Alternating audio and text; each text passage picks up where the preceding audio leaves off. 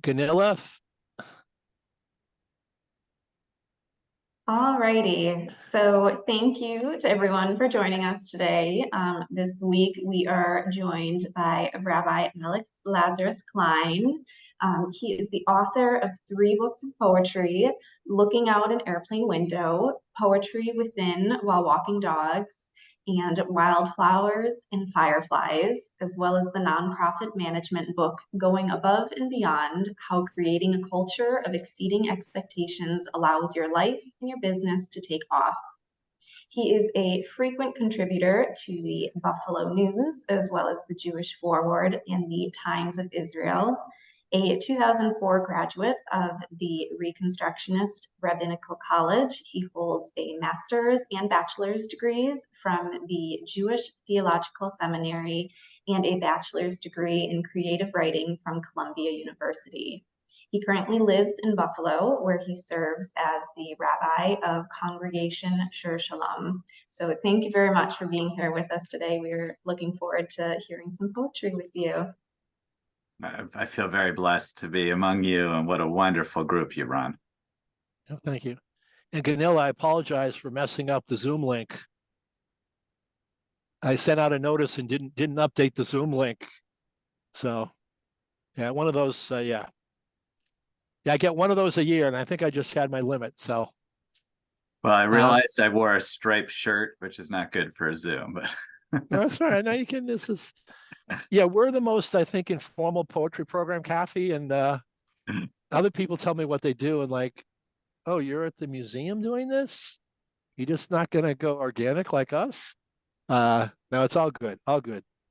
Whoever shows up and whatever they do is all good, really. So, Alex, let's dive in. Our theme this year, igniting sparks in the dark. The power of poetry to encourage us to act, to inspire us, to move us forward, to illuminate the way. What's your sense of that when you engage that? I think poetry is the light into the dark. Whenever I feel angst in my life, it's poetry that I turn to. Sometimes prose and other things, they're insufficient. Poetry really uplifts our spirits and allows us to transform difficult situations into something different, something more manageable. And do you ever use poetry with your congregation? Oh yeah. Well, I use my poetry, use other poetry. Also, Ganilla Kester at the Ender is on our call here, and she runs a group, our Buffalo Corner Reading Series. Yeah, right, yeah. Yeah, so we have quite a bit of poetry. Gadilla's really been inspiration to me personally, but also in the community. She connects to many poets. Good. So what would be one of your favorite poems that would inspire you? Outside of my own, or you mean? It could be. I mean, for me, it's Mary Oliver's The Journey. If I read that, I literally want to run outside, run down the street. Kathy, it would not look pretty because I'd only probably get about 20 yards until my left knee went out. But I feel like I need to go out and do something. It just energizes me. So I didn't know if there was one that makes you want to like, wow, I got to go do this. I think the poet that I most, I turn to in times when I really need something and to be inspired is Yehuda Amichai. He's the Israeli poet, and I grew up with his poetry. There's a wonderful poem I always go back to, From the Place You Are Right. And it's a short poem written originally in Hebrew, but translated many times. And it really is about how we shouldn't hold on to our positions. It's dangerous. Nothing can grow from the place we are right. So it really, especially writing in Israel in the 60s and 70s and 80s, he wrote from a dark place, but really helped to make it come alive in a different way. Nice, nice. Yeah, I did a personal training once, and the trainer basically said, "You can be right, or you can be happy." Well, you'd Yeah, love this poem then. From the place you were right. I'd highly recommend it. yeah. If you could put, maybe during the, just the poet and the title in there, or the link. Once again, whatever you can do. Um, so is there a particular line in there? Is there a particular? Is it just the whole poem itself that kind of inspires you? Uh, well, the line is, from the place you were right, no flowers grow. It Yeah, just, no, clever. I think it's poetry can take can really illustrate quickly, what maybe you're feeling, and it's sort of that poem is sort of a warning. He has a lot of wonderful poems, though, about kind of the conflict, but also just about life, and he quotes a lot of biblical verses. That's nice. That's nice. Yeah, I'll put it in the chat there, though. Yeah, yeah. So how about your own? I put it in the chat. I think, did I have the title right? What was the title, Rabbi? From the place you are right. Let me see. I have it here. Yeah. Yeah, here There's it is. a wonderful one that he also wrote about tourists. It's one of my favorite ones, where he's in Jerusalem and he's sitting in the old city. He's looking at tourists, and he says, when they're looking and noticing all the old things that are there in the old city in Jerusalem, but it will truly be important when they notice the person, with the fruit basket. That's what's the life itself. That's the point of being a tourist. That's a great poem if you ever go on vacation anywhere. Nice, nice. No, it's great. So is there one poem that you've written that kind of gets you in the same place? Well, I actually wanted to start off with something. No, start off everything. I'm just kind of going with Oh, yeah. what I'm going with. Yeah, start off the way you're going to start off. Well, this week's been a very difficult community week in the world. The last few weeks, it really, there's not a moment that goes by where it's not on my mind what's happening in Israel and Palestine, and it's extremely painful. So I was walking my dogs, and Ganilla knows a lot of my poetry is written while walking. A lot of yours dog inspired poetry. That's it. Well, when you're walking, particularly in the morning, your mind is free and you notice things. And I was noticing in the midst of all this, we're in the change of time as winter approaches in Western New York, and that there's a darkness to the morning, which is always unsettling when you first encounter it. Walking out, usually I would walk my dogs in the summer, and in the morning at 6:30, 7 o'clock, it's already pretty light. Yeah. But around this time, it's dark. It's dark till 7:30-ish around here. And it felt like a good metaphor in a way for what we were facing in the world.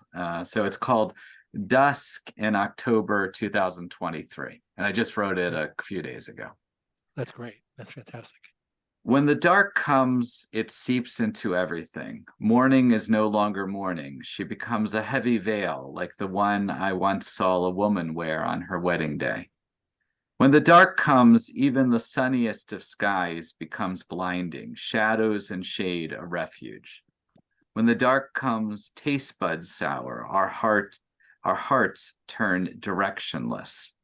When the dark comes, friendly faces appear aloof, anger boiling at every casual glance. When the dark comes, even hello becomes too much. Goodbye, the greatest of joys. When the dark comes, light feels light years away. Hope, a star taunting from the heavens. When the dark comes, every consolation becomes a curse. Every smile a smirk. When the dark comes, sit in it, unmoving. In time, the day will return over the distant sky like scattered leaves after the heaviest of storms. When the dark comes, let it. In its own way, it offers us balm. Woo! Beautiful. It was really just to, and the only thing that ascribes it to this time is the date, but it's about this time. And, Yeah. for me, it was helpful to write these words just to, when you have such darkness, particularly something you have no control over, when you're talking about global situations, and that has happened and is happening, it can, your heart can constrict. You can feel powerless, and kind of wanted to evoke in the poem, through the journey of the poem, that the darkness can be a teacher in a way as well.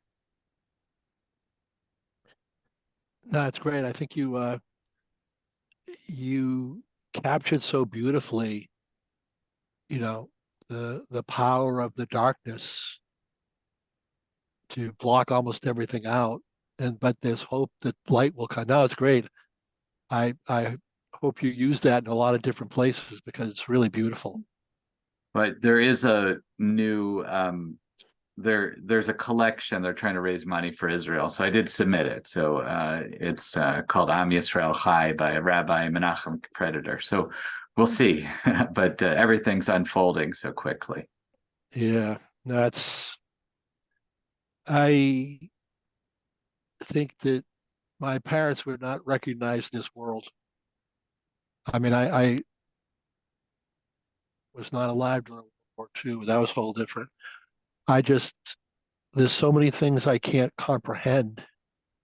And I guess that's probably like you. One of the reasons I really love poetry is because it can hit a note. It can tell a quick story. It can be a balm, a solace. And yeah, no, absolutely fantastic. Yeah, I know. You got to go on more. I think you got to walk the dog 4 times a day to get the poetry. Yeah. Well, Ganilla had a funny metaphor about how I write. It just kind of, poetry kind of appears to me, and sometimes I'm that's the way I tend to write. Through the inspiration. So you can't force it in that way. You just kind of have to open your antennas, just in the way that I tend to write.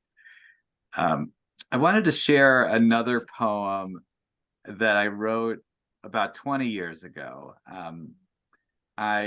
After rabbinical school, I went to the Far East. I had all these frequent flyer miles because I was flying down to Atlanta from my seminary in Philadelphia to lead services there. So I had, over a couple of years, compiled quite a lot of frequent flyer miles. And I had some friends in the Far East, so they encouraged me to go out there. And I ended up in Thailand, which I didn't have any connection to, but it's just a beautiful country. I had a choice. I could go north and see, they have safaris and beautiful jungles up north coming from Bangkok, or I could go south and learn to scuba dive. So I decided to learn to scuba dive. And it was a very powerful experience. And one of the things, I had lived in Israel a number of years before, and it was a difficult time in Israel then, in 2004. And there was an Israeli there that was teaching scuba diving. So I wrote this poem kind of about how a lot of Israelis at that time were trying to go elsewhere in the world because they needed a release. So it's called The Israeli Diver. Yeah. He went to Sharm el-Sheikh to escape the army. In the clear waters of the Red Sea, he saw fish as big as tanks, whale sharks and blue-spotted stingrays, quiet and shy, avoiding his bubbles. They swam without checkpoints or borders in a land that could not be fought over or assigned any definite weight. He remained there on the bottom long after the suggested no decompression limit, waiting for the world to become like the reefs, or the reefs to become like the world, in which case he would rise until his lungs filled to capacity, leaving him unable to breathe in new air. It was very moving to hear his story trying to get away, but he really couldn't. And, you know, I'm not the greatest swimmer, so to learn how to scuba dive was actually quite challenging for me. But he was a good guide.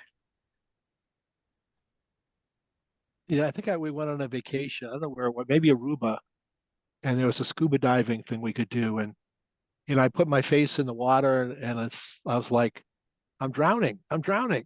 My wife goes, that's just your face in the water. I said, good. Okay, I'm going to go back to shore now. Yeah. Great. Great. I have another poem from that period of time. It's called Debris, and it's a kind of similar. It remind me. I compiled what I was going to read today based on what was going on in the world as well, in connection to your topic. Yeah. So it's called Debris. How many wrecks lie at the bottom of the ocean, hulls broken, rusting, wood from the ancient world spread out, decaying, splinters parsed like tendrils. Fish and plankton create playgrounds of aquatic life. How many wrecks lie on the surface of the earth, survivors screaming they continue to. The wreckage is smaller, bonier. Lives never started in the way they were intended. Debris from each, when collected, as big as a ship. We walk by them, over them, pretending they do not exist. Occasionally we will see one walking. Perhaps pity will come. Perhaps nothing, not even our hearts, racing, looking for a rope to pull them in. Wow. Wow. A lot. I think I discussed this here, but a lot of my poetry I write traveling as well, because when you see something and you're a different space, like COVID, I consider that a different space as well, or a war. You know, it's something that upsets your normal balance. Then you notice the differences, and that's kind of where a lot of my poetry will emerge from, I guess. Yeah. No, it's great. Yeah, there are things that ignite that flame inside us, and we have to let the genie out of the bottle. That's great. That's great. Um, so what, are there, no, it's great. These travelogues are great. I mean, you got to walk your dog more. Obviously, that's homework for you. I've been doing that. I've been good so far. So what did you do? Let me just ask you this. Did you remember it all in your head and then you came back and you just wrote it all down? Or do you have like you took your phone and Yeah. So, I mean, a lot of today in the age of the smartphone, it becomes so easy. So it's a little embarrassing because I'm walking my dog and suddenly a lot of times I'll just listen to podcasts. But if I have something that's inspiring to me, here I'm typing away on my phone, and I'm a terrible typist on the phone, and just trying to scrawl as much of it as I can. That poem I read, the first one I read today, I got most of it down before I got home, so that was good. Yeah. But it hardly felt like I was walking at all because I was obsessing about the poem. So yeah. does your dog ever look up at you and like go, can you stop talking now and just walk me? Well, I actually have to be really careful, to be honest, because one of my dogs is a little feisty. And when I walk around my neighborhood in Amherst, which is a suburb of Buffalo, sometimes I'll be walking and I'm not paying attention, and another dog will come Yeah. out. And I suddenly, I should have been like a better owner and, Yeah. had the dog sit or something. So that's really the danger, is suddenly, the dogs will like want to take off. And I'll say, okay, maybe the poetry can wait 1 second, but I got to finish my line. So share some more of your poetry. I mean, once again, I know you've thought about this quite a bit, which I appreciate. Is there, more poems that help people make sense of not just what's going on today, but I don't know if it's just post-pandemic. It just seems like the roller coaster hills up and down have gotten a lot steeper, and there's a lot more whipsaw effect. So I'm just wondering, maybe with your congregation, is there a kind of here's how to make sense out of the world, or a kind, I'm just trying to, once again, it's not a, I'm just trying to figure out, what's something that would let your congregation or your friends kind of settle into something and say, aha, now I can be okay for a bit. I don't know if I'm asking too big a deal here, but No, I think it's a wonderful question. I think of poetry, and it's a way into poetry as well. Poetry provides a frame. I know a lot of modern, postmodern poetry, can look so different and can take advantage of the great typesetting that we have today, Yep. that you can really make it look so many different ways. But it is a contained, whether it's like a book length poem or just it's a contained thing that you can hold. And I think when we're talking, I think you're very right. This is a time of immense transition. If our community, I'll talk about just the Jewish community. 5 years ago, we had the attack on the Tree of Life Synagogue in Pittsburgh. That transformed our community. A few years later, we had COVID. That transformed our community. Now we have a new war.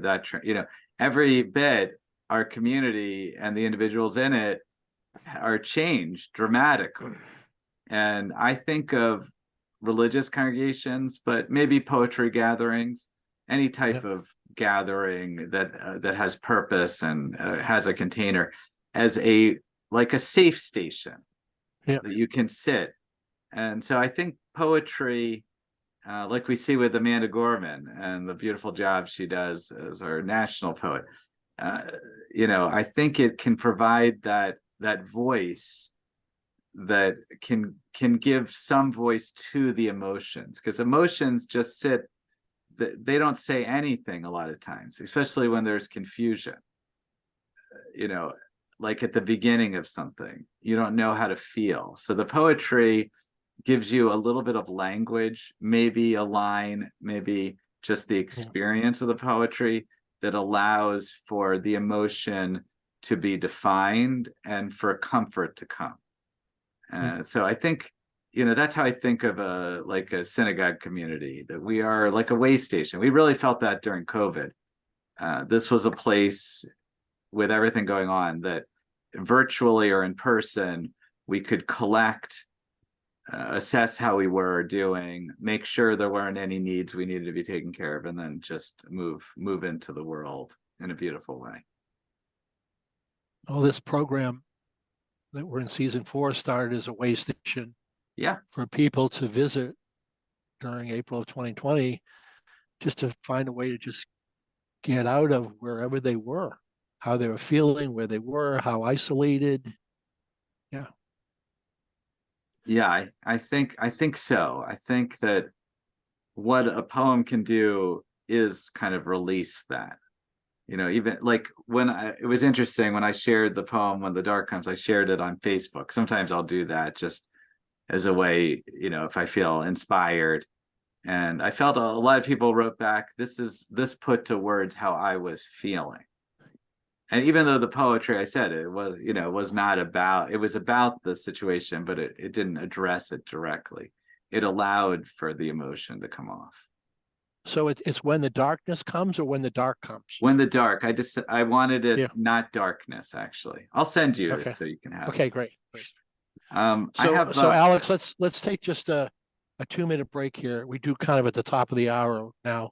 We do a little Q&A. So, Kathy or Gunilla may want to ask you a question. I'm sure you and Gunilla talk probably once a week, so maybe Gunilla, I should have given you homework to come up with some questions here. Kathy, how about you? Sure. First, just a couple of comments about how powerful, for example, the Debris poem was to me. I think it would have been powerful to me at any time, but right now, as I watch these images of horror that I want to unsee, but I can't once I've seen them, it just really resonated with me, in this current situation. And I think a lot about how poems become important again when, events happen that harken back to previous events. And I've made connections between things like this war, things like the Ukrainian war, and my ancestors in Asia Minor in the early 20th century. And I just wondered if you have ties to let's say the Holocaust or events a long time ago that were maybe more of a family connection, and if you'd written about those things, and then if you see the resonance of those things, or maybe even a more recent thing like the 2004, but are you constantly looking back at what you've written and realizing that they apply? Well, selfishly, I write my poetry for myself. I mean, I think a lot of poets probably are like that, writers in general. Of course. And I write poetry to help remember an emotion that I felt was unique in the moment. Sometimes it resonates throughout my life, sometimes not. It's very helpful to collect your works in a book so that it's kind of fixed a little bit in space. But definitely, I mean, we have, Israel, I've lived there some, parts of 3.5 years. And so I have a lot of memories, a lot of different at different times of my life, in 5 different decades, actually. I've been wow. Israel. So each time the country is different, I'm different, and it allows for the shifting. When I wrote my travel journal, which was travel log, I actually don't travel that much. First of all, because we have kids and it's extremely expensive to travel. But also, life gets away from us, so it's hard to get out. But each time it does, it transforms me, and it's those moments that stay with you. I always think when I do, unfortunately, a lot of funerals, I'm very honored to be able to officiate at funerals. And a lot of times when people describe their life, they remember the places they traveled to, even if it was 4 or 5, 6, 7 times. Those places always stay with them. It's like an investment in yourself when you go out. Absolutely. And thank you for your words. Yeah. Canelo? Yeah. You're muted. There you go. All right. She's an expert. She knows that. No expert, but you are my rabbi, so I don't really know how to ask this question. But I have heard you now say that a poem is a containment. To put poetry in a collection is to fix them or collect them, so they are contained, fixed, and collected. And that a poem, in that sense, functions a bit like a congregation that you can go into. We share a sanctuary regularly, and you go in there and you can feel maybe a sense of safety, and that there are kind of boundaries, there is tradition, there are things we do every time the same, and it's a kind of peaceful place. And I wanted to ask you about that, because in my experience, to read a really great poem is the opposite. And going to temple, especially when Rabbi is super inspired and gives a very good sermon, it's the opposite. I don't feel contained. I don't feel collected or fixed. I feel I am given courage to break out of frames, to go somewhere else, to see a Gunilla I didn't know. Or we had our wonderful cantor Susan Whaley of blessed memory, who died in the flight of 3407 that crashed out here. And I was asked by a man at our local TV station what was so special about her.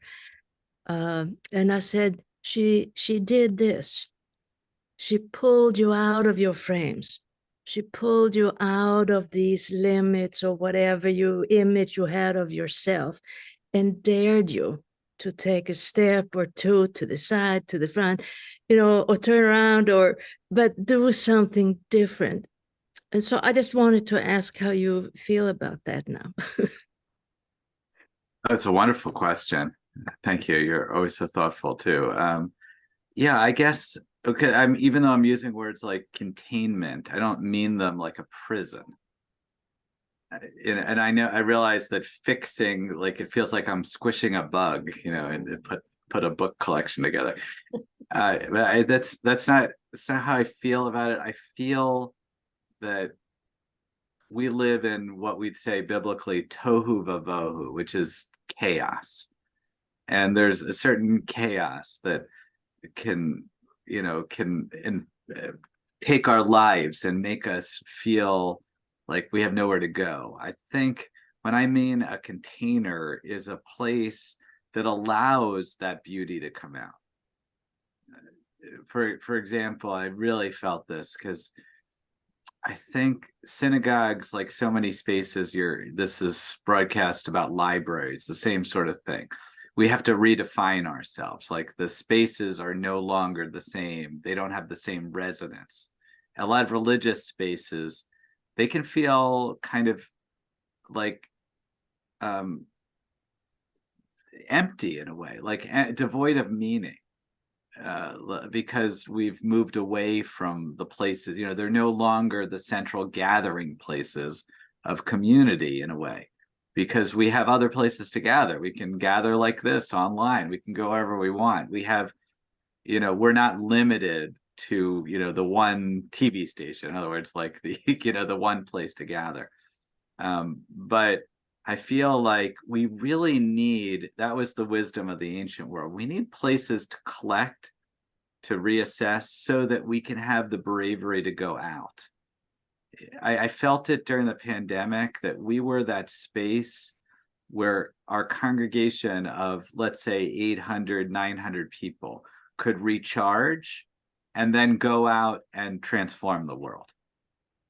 That we were the recharging station. So even though there's a container there, but the purpose is to get the strength to go out further. That's what I would say.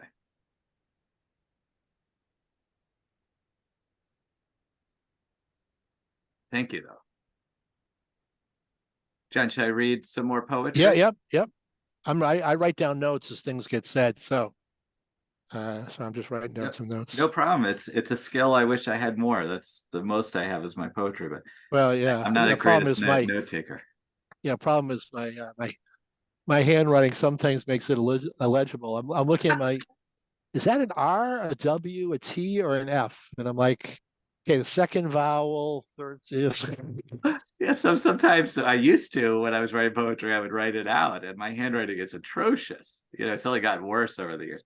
When we have a bar bat mitzvah, they sign a little certificate, and I say, "This is the nicest your handwriting will ever look." As a 13-year-old, it's only yeah, that's it. Yeah, downhill from there. Yeah. All right, I wanted to read this one. I was thinking about this one this week. When I was on Masada, Masada has a green line that's across a lot of the buildings to show, because like a lot of buildings in Israel in the ancient world, you have one piece built in one time and then built on top of it. So they wanted to show kind of like what was older and what was newer, what was recreated. But it really struck me that this green line that extended throughout the Masada, which is where the Romans, Herod had a palace up there in the middle of the desert, right outside the Dead Sea. And the Jews, after the Romans were destroying Jerusalem, they fled there, and they held, they stayed there until they eventually got chased and all died on top of there. But it's a very powerful place. So this is called Lines in Israel. And I wrote this maybe about 7 years ago on a trip. The lines in Israel do not go straight. Not the green line of despair that winds around the old city, nor the black line of the archaeologist that the archaeologists used at Masada, stamping the buildings like from a child's hand, nor the invisible line in the sand signaling the Dead Sea's retreat, and certainly not the line at the Shuk that screamed at us the closer we got to the shopkeeper. It is your line and my line that could still be straight.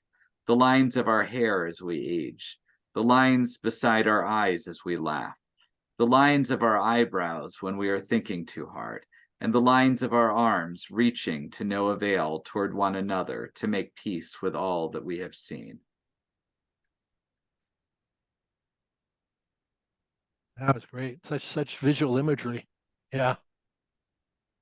Yeah, I mean, again, that's when you're traveling, you see that. But I mean, you can see the lines here, in this war that we have.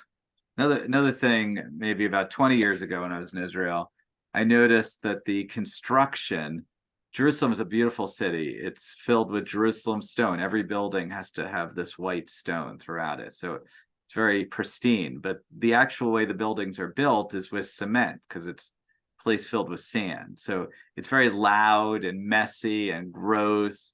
And, I kind of noticed that. And I thought there's kind of like a poetry in there. It's called Houses in Jerusalem.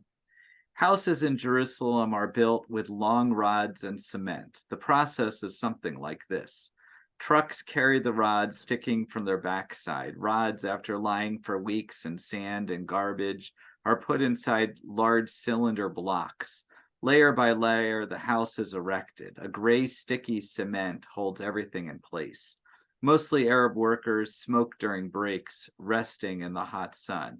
The rods are rusted and crisscross, forming brown grids until they are covered by cement. Loud cranes move the heavier material.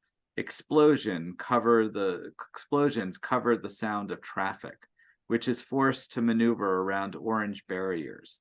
The air around the site is filled with sand and hard to breathe. Finally, when the house has reached its full height, they slap it with Jerusalem stone, giving it permission to stand with the other large white structures of the city. The story goes that when the Messiah comes, the process will be reversed.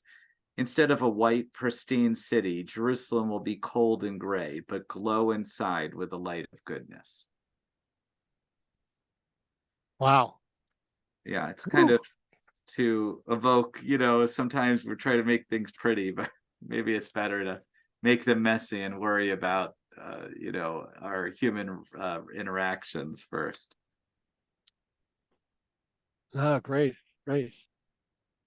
Yeah, keep going. I love it. I think Ganilla looks like she has a question. So, oh, now you did the opposite. I had an observation. It's that you said the city has no straight lines, but we can have them. And then I look at your shirt, and it's going like. Yeah, I'd say he's.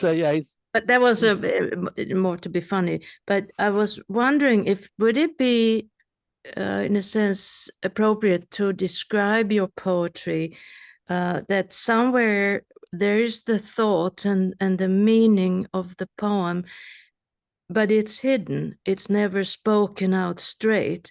And then the poem gets filled up with what you see, what you hear, what you taste. So it becomes more of a sensual collection. And as a reader, you take all that in and distill that there is what the meaning is, or the feeling, as you said, that you have unique feelings at certain moments and you want to keep them or record them somehow. Yeah, I like how you say that, because sometimes I think I worry, I think I always thought of writing when I was writing as a journalist. I did a little journalism when I was in rabbinical school, that the story just kind of writes itself, that it's there. It's like you see something and this is the way you have to write it because that's the way you experienced it. And, it just sort of comes out of it. Sometimes I worry with poetry. I don't, especially as I get to the end, that you're trying to get from one place to the other. And sometimes I'm racing too fast and I feel like it's too obvious what I'm trying to get at. So it's helpful to think that that you're saying it doesn't feel that way. So that's good. That's reassuring to me. So thank you.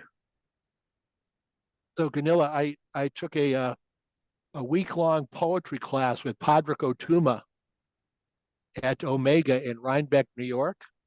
Mhm. And he taught us a lot about form and about writing. So he basically said, delete the explanations. He Mhm. basically, because for me is, I'm like writing I'm like, I'm Alex, when I was writing stuff, I was more like a newspaper reporter. And he basically said, wait, drop the first line, drop the last line, forget about the explanations. Just leave the pieces there for people to assemble or the reader to assemble. No, it was interesting. It was what a fantastic week. Mhm. Absolutely. Yeah, I think that's very true. A lot of when I'm in front of a congregation, I have to make sure everything is very spelled out. But with a poetry, you don't want it to be like that. Or when you're in the newspaper or writing articles, I think that's the difference. You want a certain murkiness to be there. Not murky, perhaps, but mysterious. Mysterious, yeah. And Not fully spelled out. And I mean, I find it very useful, for example, when I've written a poem and it goes from A to B to Z, and you have this conclusion, and then to rewrite it backwards. And it just becomes a totally different experience. And I took a class once with the people from Tupelo Press, and he talked a lot, the editor there, about where do we get into the poem and where we get out of it. And that those are places to sort of bracket and think about. So they don't become too expository, too explanatory, too obvious. So, but then I haven't felt that your poems are obvious in that sense at all. Yeah, well, I worry because a lot of times maybe because I'm an optimist. So I want the poem to end on, if not a happy moment, but at least something with a direction, not like, and I feel like that's probably the danger that I have. Some of the poems I read today, I feel that like, at the end, you want it to end there, and it's enjoyable too, but maybe things shouldn't be knit together. You helped me with that one poem about sadness, and it was good to kind of rearrange it. It really did help it from, give it a little bit more complexity. I wanted to read another one I wrote. Go ahead. Recently about walking dogs. This occurred when I was walking the dogs. This was maybe 3-4 weeks ago. There was a line of sun in the morning that stretched across the various trees, and it was sort of like it framed them in a very unusual way, and I liked that, how the light it hits so many different ways. It's called Tracing Leaves. Wish I could trace the line of the sun as it perches flat across dull green leaves making, sorry, let me just start over again. Wish I could trace the line of the sun as it perches flat across dull green leaves, making them shine.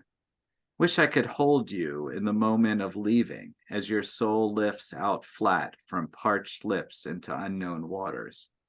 Wish I could tell you things may get better, even if all you will ever get is the flat sun momentarily caught in a bramble, dull green leaves. Yeah. This was another one I wrote recently. Probably on a walk, if I remember correctly. What we can't see until we look. Show me a life untouched by loss, and I'll show you a monarch fluttering beside a bee, a red-winged hawk circling the suburbs, a mountain lion crouching to attack its prey. Show me a life untouched by love, and I'll show you a boy playing hopscotch in the playground, an ocean wave about to hit the shore, a soldier about to head off to the front lines. Show me a life untouched by greed, and I'll show you the petal of a flower falling into the soil, the edge of a rainbow over a waterfall, a camel standing beside a cemetery. Show me a life untouched by pain, and I'll show you a star 1,000,000,000 miles from where we stand, a puppy rolling in loose dirt, a blue sky without a hint of clouds. Loss and love, greed and pain sit in all things, in all places.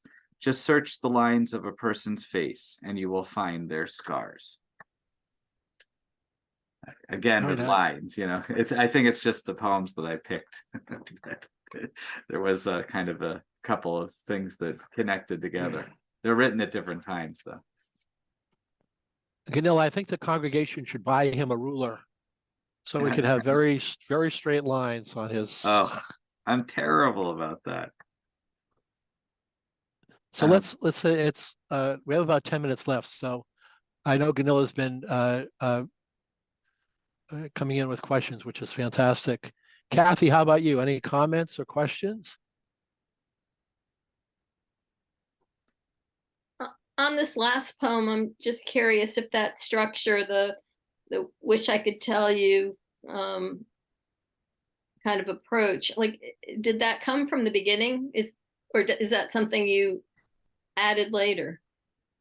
Yeah, usually it's the first line that comes to me. So sometimes you have to rearrange, like Ganilla said. So the structure came and then it kind of led in that particular direction. Yeah. But again, like I'm not, like I did spend time editing and Sure. trying to go back to it and finding the images that I wanted, but I wanted it to kind of be murky in those, some of them are images, like the camel beside the cemetery is one that I saw in Israel. So that was, I wanted to have that in there.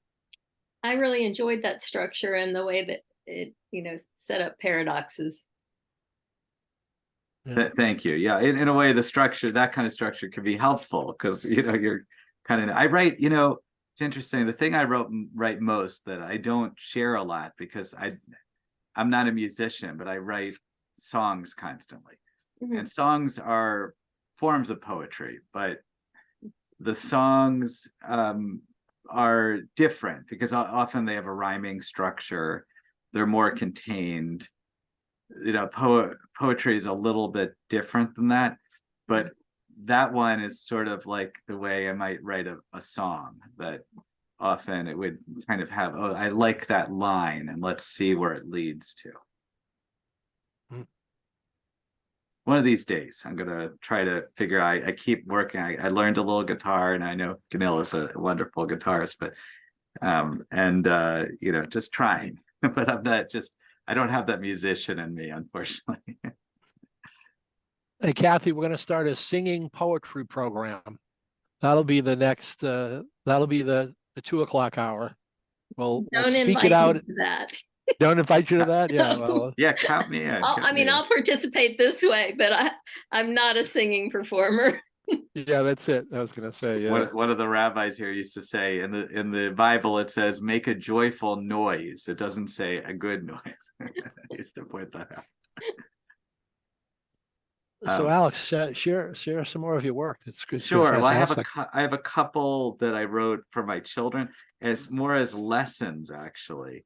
My kids, I have a 15-year-old, a 13-year-old, and a 10-year-old, and they've gone through a lot of transitions in the world and in their own selves as they grow older, and so some of these were just messages about what they were communicating, like the change from my own childhood to theirs.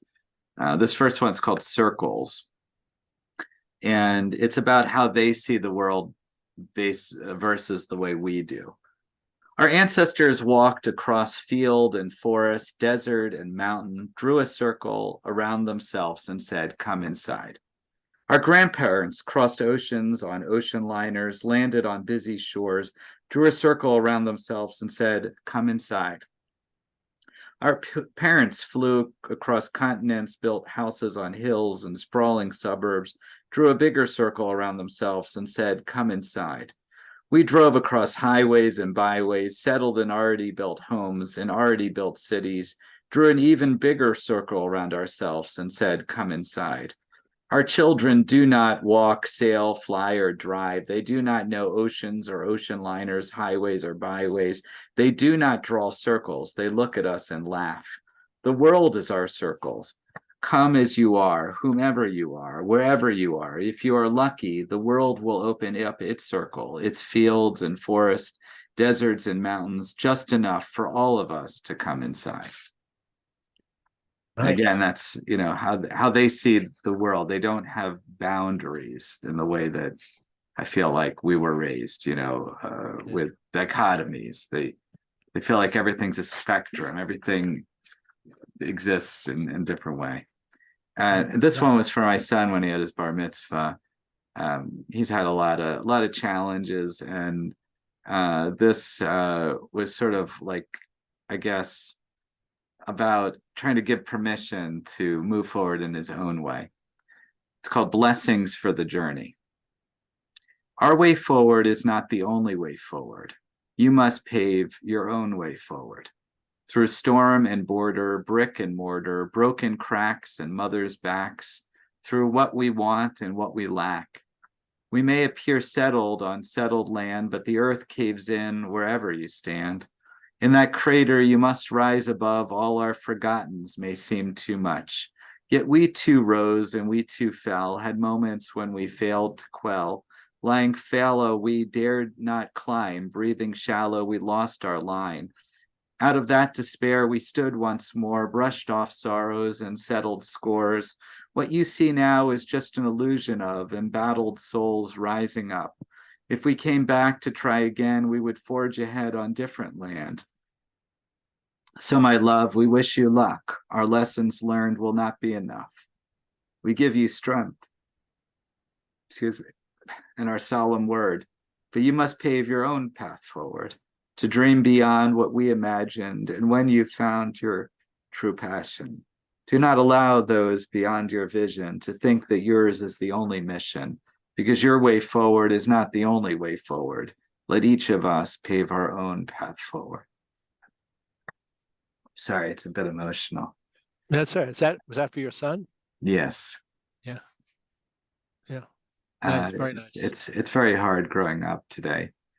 It's a lot they have to face. Yeah. No, it's very sweet. Very nice. Thank I you. like it. He has to now rhyme when he talks to you. That's what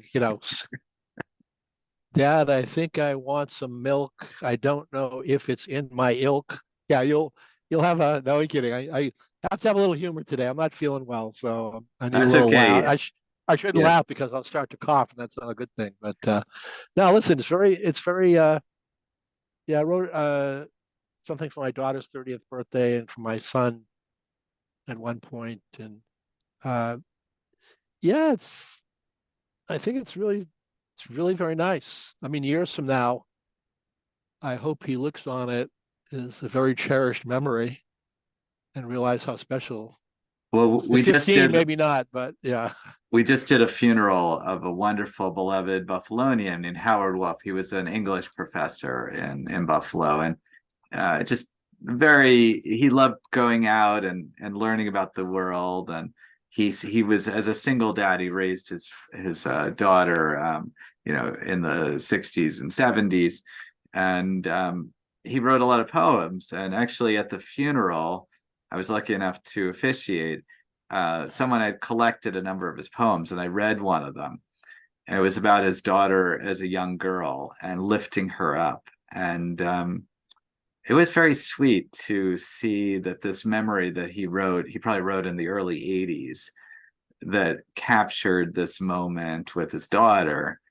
And to see it there at the end of his life, in the closing, to still have that sense of him as a young father, and her as a young girl as well. So we got time for one more poem, and then we have to sign off. You have something? Yeah.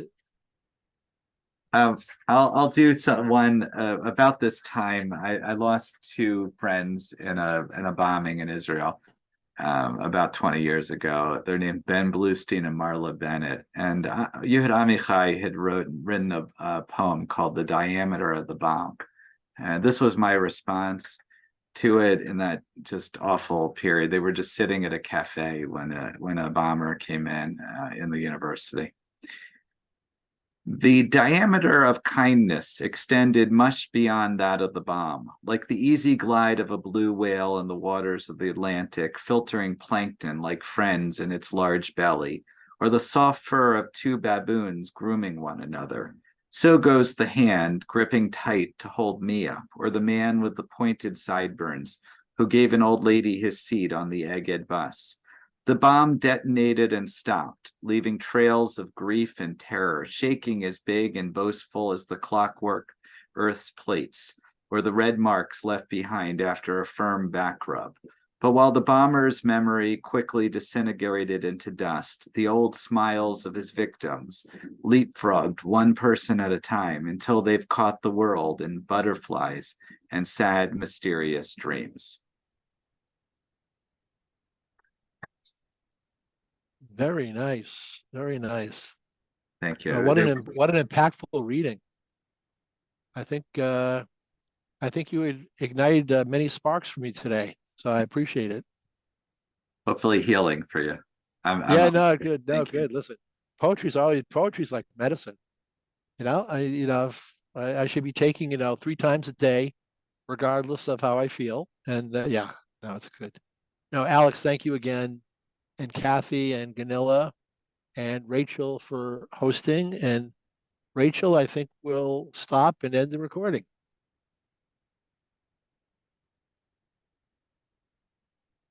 I hope, if Rachel's there. I don't think she's there. Oh, there she goes. Nope. I There think you you might have to do it. I'll send you the poems I included today after this. So if you wanted to use them or share them, you feel free to. Yeah, great. No, thanks. Thank you so much. Very special. Enjoyed it. Yeah, Nice meeting you, Yep. Kathy. You too. All right. We have Take our care. poetry gathering Thursday night. If you go to Congregation Shir Shalom, there's a Zoom link there. It's at 7:00 Eastern. And we have an Iranian poet, Nadia Sharam, that's going to talk also about some of the issues in Iran today. So it should be very interesting. But it's once a month.